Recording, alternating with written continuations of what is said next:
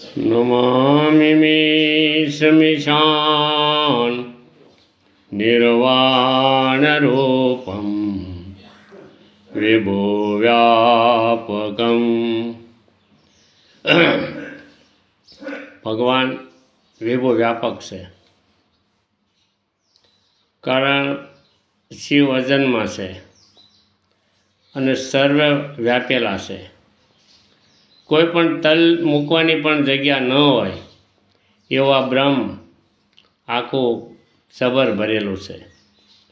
તો ભગવાન શિવજી એ આખા વિશ્વની અંદર વ્યાપક એટલે પથરાયેલા છે અને તેઓ આ સૃષ્ટિનું સર્જન કરે છે અને વિસર્જન પણ તેઓ જ કરે છે. તો આવા મહાન સદાશિવના આપણા જીવનની અંદર ઈશ્વરનું ભજન ખૂટે છે, અધૂરું રહે છે, ઘટે છે. કારણ આ જીવો જે બ્રહ્મને પામવા માટે તાલાવેલી કરી રહેલા હોય તે જીવો ઘણી મહેનત, ઘણો પુરુષાર્થ કરીને તેઓ ઈશ્વરને પામવા માટે ખૂબ ભક્તિ કરતા હોય છે. શ્રદ્ધાથી જે લોકો કંઈ કરતા હોય ને તેઓની શ્રદ્ધા અવશ્ય ફળે છે. પણ અંધશ્રદ્ધામાં જે લોકો ધકેલાઈ ગયા છે અને તેઓ અંધશ્રદ્ધાના વિશ્વાસને માનીને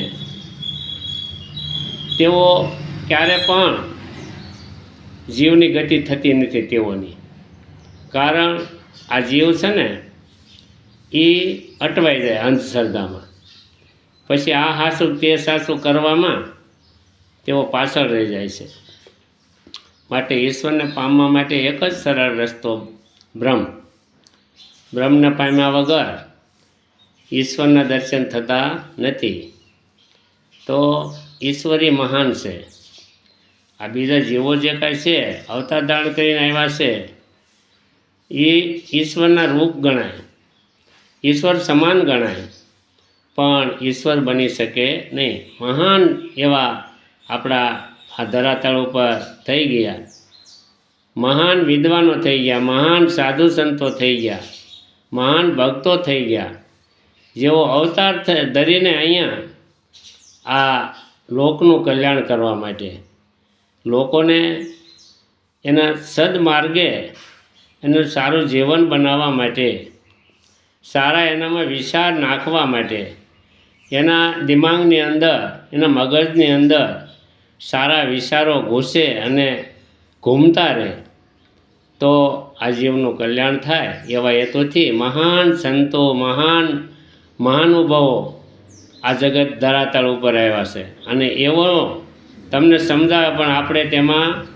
રુચિ નથી અથવા સમજવું નથી અને આપણે જેવું તેવું જોઈને એમાં આપણે ઘૂસી જઈએ છીએ અને પછી તમે ઊંડી ગરીમાં અંધકારની અંદર ઘૂસી જાઓ, પછી નીકળી શકો નહીં. માટે સર્વવ્યાપક વિભુ એને જો તમે પકડો ને તો તમારું જીવન અવશ્ય સુધરશે.